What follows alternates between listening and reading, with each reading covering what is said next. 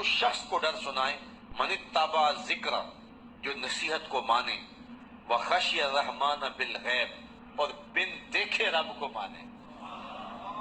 یار جب کوئی دیکھ لے، سامنے آنکھوں کے آ جائے، تو پھر تو وہ فرعون نے بھی کہا تھا نا آمنت برب موسیٰ، میں موسیٰ کے رب پر ایمان لایا ہوں۔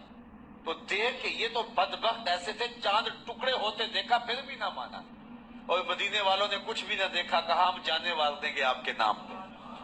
تو کہا کہ محبوب وہ تیری راہیں تک رہے ہیں، وہ تیرا انتظار کر رہے ہیں، اور وہ بن دیکھے مان رہے ہیں۔ اللہ اکبر، الذین یؤمنون بالغیب۔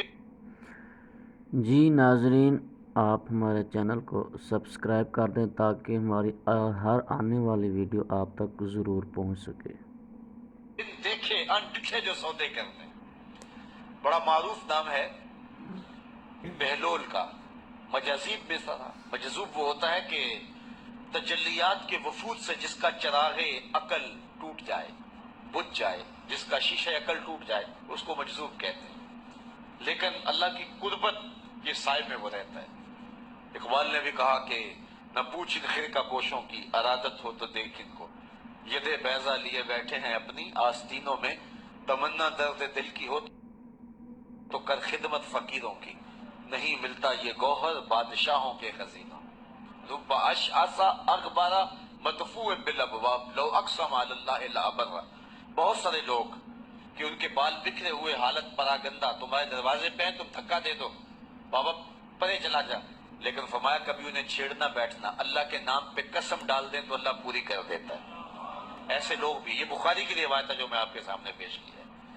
رب اشعث اغبر مدفوع بالابواب لو اقسم علی اللہ، اگر اللہ پہ کوئی قسم ڈال دیں، لابر، اللہ پھر پوری کرتا ہے، ان کی لاج رکھتا ہے وہ، کیونکہ بندے جو اس کے ہوتے ہیں۔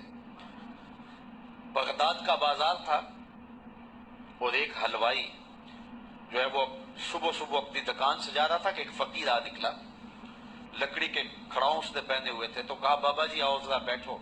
تو اس نے گرم گرم دودھ نکال کر کے بابا جی کو پیش کیا۔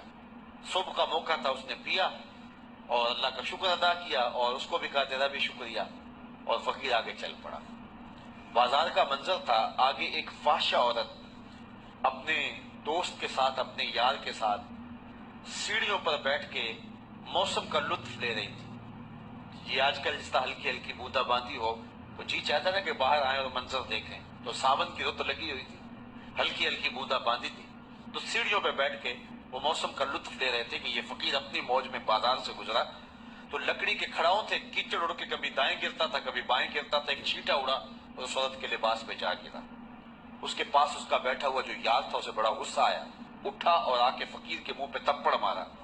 فقیر بنے پھرتے ہو، چلنے کی تمیز بھی نہیں ہے، قیمتی لباس ضائع کر دیا۔ فقیر نے آسمان کی طرف دیکھا اور ہنس کے کہا مالک تو بھی بڑا بے نیاز ہے، کہیں سے دودھ پلواتا ہے کہیں سے تپڑ مرواتا ہے۔ حضرت داتا گنج بخش علی حجویری کشف المحجوب میں لکھتے ہیں فقیر اتنی دیر تک فقیر نہیں بنتا جب تک خدا کی رضا پہ راضی نہیں ہو جاتا۔ بلے آلو کی تینوں کافر کافر آکھن تو آہو آہو آکھ، جب تک یہ کیفیت نہیں ہو جاتی فقیر فقیر نہیں بنتا۔ کہا مالک تیری بھی عجیب شان ہے، کہیں سے دودھ پلواتا ہے کہیں سے تھپڑ مرواتا ہے۔ یہ کہہ کے فقیر آگے چل پڑا۔ وہ عورت چھت پہ جانے لگی تو پاؤں پھسلا سیڑھی سے تو سر کے بل گری، چوٹ کوئی ایسی آئی کہ موقع پہ فوت ہو گئی۔ شور مچ گیا کہ فقیر نے کوئی بد دعا دی تھی آسمان سے منہ کر کے، تو یہ قیمتی جان چلی گئی۔